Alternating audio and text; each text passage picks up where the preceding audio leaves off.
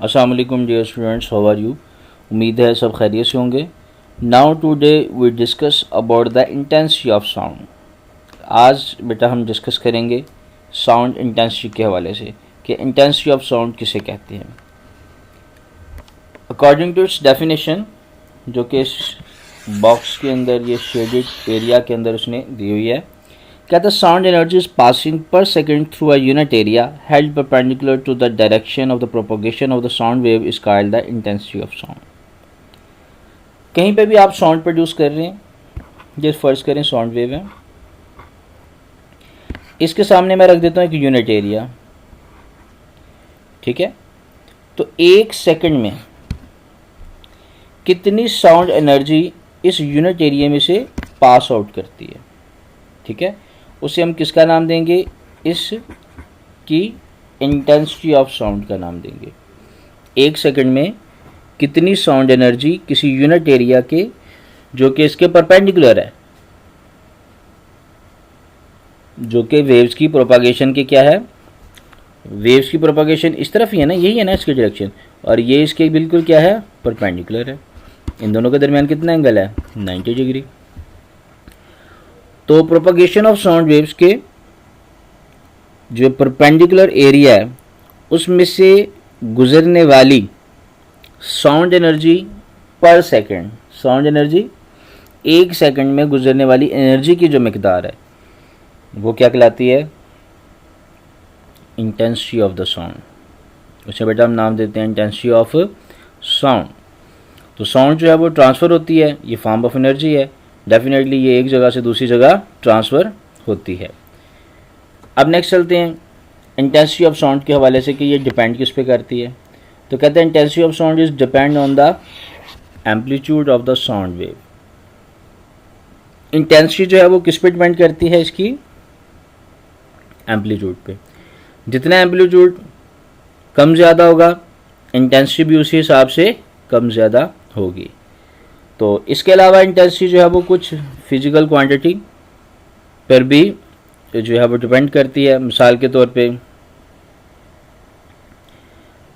हमारे पास जो हमारे एटमॉस्फेयर में जो चेंजिंग आती है by change of the atmospheric pressure वगैरह, लेकिन उसे छोड़ें, आप फिलहाल आगे करते हैं बात कि इंटेंसिटी क्या है बेटा, एक फिजिकल क्वांटिटी है। तो अगर ये फिजिकल क्वांटिटी है तो डेफिनेटली इसका यूनिट में होना चाहिए। तो इसका यूनिट क्या है यहाँ पे, W पर m-2। W क्या है यहाँ पे, वाट पर मीटर स्क्वायर, वाट पर मीटर स्क्वायर ये इसका यूनिट है। नेक्स्ट चलते हैं जी आगे।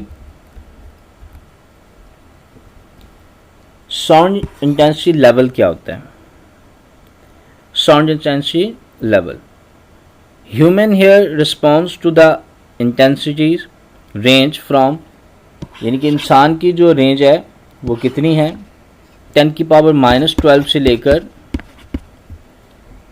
मोर देन 1 W पर मीटर स्क्वायर। ये रेंज है किसकी, इंसान की साउंड इंटेंसिटी की, कि इतनी साउंड इंटेंसिटी वाली वो आवाज़ को जो है वो आसानी से सुन सकते हैं। which is loud enough to painful। Next क्या है, कहता है because the range is a so wide, क्योंकि ये रेंज बहुत ज़्यादा है, intensities are scaled by factor of 10। इस वजह से हम इसको फैक्टर ऑफ 10 में कन्वर्ट करते हैं। The बेयरली audible and faintest intensity of sound is 10⁻⁻12। तो ये सबसे ज़्यादा जो सूटेबल है वो कौन सी है जी, 10⁻⁻12 is take a reference intensity is called the zero bel, ठीक है। इसको हम किसका नाम देते हैं जी, ज़ीरो बेल का भी नाम देते हैं। अगर इसको हम किस में लें, इंटेंसिटी लेवल के तौर पे लेंगे, तो इसको हम किसका नाम देंगे, ज़ीरो बेल। बेल एक यूनिट है इसका, और ये बहुत बड़ा यूनिट है। वैसे इसको डेसिबल में भी लिया जाता है, ये बात अभी हम अगले पैराग्राफ में पढ़ेंगे। और इस सबको डिस्क्रिप्शन जो है वो किसने की थी, अलेक्जेंडर ग्राहम बेल ने। तो इसलिए उसने अपने नाम के ऊपर ही इसके यूनिट को मखसूस कर दिया। तो साउंड इंटेंसिटी लेवल को डिस्क्रिप्शन जो दी थी वो किसने दी थी, अलेक्जेंडर ग्राहम बेल ने। अब नेक्स्ट चलते हैं बेटा कि लाउडनेस साउंड जो थी वो डिपेंड करती थी उसके वाले से बात करते हैं। पीछे हमने लाउडनेस ऑफ साउंड में पढ़ा था, 3 पॉइंट्स हमने पढ़े थे उसमें। एक था एम्पलीट्यूड, दूसरा area of the vibrating body, और तीसरा क्या था, डिस्टेंस। अब अगर हम बात करें इंटेंसिटी ऑफ साउंड की, तो क्या कहता है कि loudness of the sound is depend not only on the intensity of sound, कि जो लाउडनेस है वो इंटेंसिटी के ऊपर डिपेंड नहीं करती, but also on the physical condition of the air.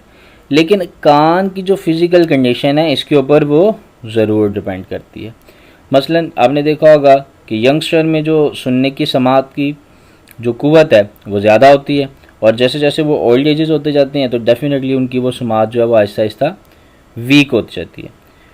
तो यहाँ पर भी ऐसे ही है कि with the passage of time, जैसे आपके एज जो है वो एज फैक्टर से आप बढ़ते हैं तो डेफिनेटली आपके जो ऑर्गन्स है वो वीक हो जाते हैं, और ये एक बड़ी वजह है जो कि साउंड लेवल में कमी पैदा करती है उसको सुनने में। तो साउंड लेवल के लिए हम जो फार्मूला इक्वेशन बनाते हैं, क्योंकि ये वैल्यूज़ जो है इसको हम डिस्क्रिप्शन के लिए क्या करते हैं, प्रॉपर वैल्यू का आंसर निकालने के लिए इसको लॉग में यूज़ करते हैं। तो L यहाँ पे इक्वल टू किसके है, लॉग I के। यहाँ पे प्रोपोर्शनैलिटी कांस्टेंट आना था, प्रोपोर्शनैलिटी साइन आना था कि L जो है वो डायरेक्टली प्रोपोर्शनल होता है लॉग I के। I इस क्या है, इंटेंसिटी ऑफ साउंड, L क्या है, लाउडनेस है, तो ये दोनों क्या है, डायरेक्टली प्रोपोर्शनल। अब इस प्रोपोर्शनल साइन को जब मैं इक्वल में बदलूंगा बेटा, तो डेफिनेटली मुझे एक प्रोपोर्शनैलिटी साइन का कांस्टेंट लगाना पड़ता है, प्रोपोर्शनैलिटी कांस्टेंट, और यहाँ पे K जो है वो क्या है, प्रोपोर्शनैलिटी कांस्टेंट है। तो ये एक फार्मूला बन गया कि L is equal to K log I। L इसमें क्या है, लाउडनेस, और I क्या है, इंटेंसिटी ऑफ साउंड। फ़र्ज़ करें कि एक ऑडिएबल फ्रीक्वेंसी ऑफ साउंड जो कि सुनी जा सकती है ईजीली, उसकी वैल्यू हम फ़र्ज़ कर लेते हैं कि L नॉट उसकी लाउडनेस थी और I नॉट उसकी इंटेंसिटी थी, जिस आवाज़ को हम आसानी से सुन सकते हैं। तो उसका लिए फार्मूला बना L nought is equal to K log of I not. ठीक है, अब नेक्स्ट चलते हैं। हमारे पास ऊपर जो फार्मूला था L is equal to K log I, और नीचे जो फार्मूला है कम से कम सुनी जा सकने वाली आवाज़ L nought is equal to K log I, इन दोनों का हम आपस में डिफरेंस निकालते हैं। तो जैसे मैंने इनको माइनस किया, that is called the difference. Loudness का ये क्या है, डिफरेंस है, इसे हम नाम देते हैं लाउडनेस का डिफरेंस, या दूसरी तरफ इसको नाम देते हैं इंटेंसिटी लेवल का भी नाम देते हैं।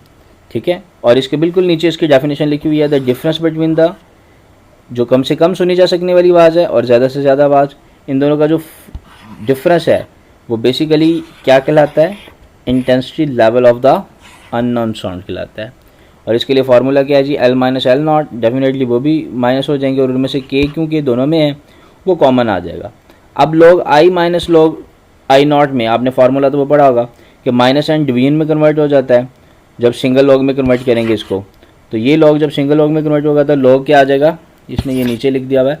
बेसिकली ये फार्मूला बनेगा आपका K log I over I not. ठीक है बेटा, तो इस तरह से ये जो फार्मूला बना हमारे पास K log I over I not बन गया। ये नीचे इसकी डेफिनेशन आ गई। अब इस पैराग्राफ में वो क्या बात करता है, ये वही फार्मूला उसने इंटेंसिटी लेवल के लिए जो मैंने ऊपर लिखा हुआ है। ये जो I ओवर I नॉट है ये बेसिकली यहाँ पे आना है, I ओवर I नॉट, नीचे वाले को छोड़ दें, ये फार्मूला इस तरह से है। तो उसके नीचे ये इस पैराग्राफ के अंदर वो क्या कहता है, वो डिस्क्राइब करता है इसका यूनिट को, कि यहाँ पे जो उसका यूनिट है वो बेसिकली क्या है, एक बड़ा यूनिट है। ठीक है, तो यूनिट के साथ साथ वो K के मतलब भी यहाँ पे डिस्क्रिप्शन दे रहा है। तो K क्या है, K की वैल्यू यहाँ पे 1 है, तो K की वैल्यू अगर मैं 1 पुट करता हूँ तो आंसर आ जाता है मेरे पास log I over I not. ठीक है, ये टेक्स्ट बुक में थोड़ा सा नीचे करके लिखा हुआ है, तो इसको आप ऊपर ही कंसीडर कीजिएगा। तो I ओवर I नॉट आ जाता है। अगर मैं यहाँ पे लॉग की वैल्यू 10 पुट कर दूँ तो मेरे पास जो रिलेशन बनता है वो I is equal to 10 I nought बनता है। क्या बनेगा बेटा, I is equal to 10 I nought. इसका मतलब वो क्या डिस्क्रिप्शन देता है यहाँ पे, the value of the case depend not only on the unit of I and I nought. जो K की वैल्यू है ये I और I नॉट पे डिपेंड नहीं करती, but also the unit of the intensity level, लेकिन इंटेंसिटी लेवल के यूनिट पे ये ज़रूर डिपेंड करती है। और उसका इंटेंसिटी लेवल का यूनिट क्या है, बेसिकली बेल। अब बेल एक बड़ा यूनिट है, तो हम हमेशा क्या करते हैं, इसको स्मॉल कर देते हैं, किस में, 10 से मल्टीप्लाई करके डेसिबल में कन्वर्ट कर देते हैं। तो इसलिए हमारे पास जो इंटेंसिटी लेवल है वो बराबर आ जाता है 10 log of I over I not. ये फार्मूला बन जाता है मेरे पास। क्लियर होगी सबको बेटा? तो ये था हमारा आज का टॉपिक। उम्मीद है आपको ठीक से समझ आ गया होगा, और इंशाल्लाह बाकी जो है वो इंशाल्लाह इसे अगले लेक्चर में हम पढ़ेंगे। तब तक के लिए अल्लाह हाफिज़।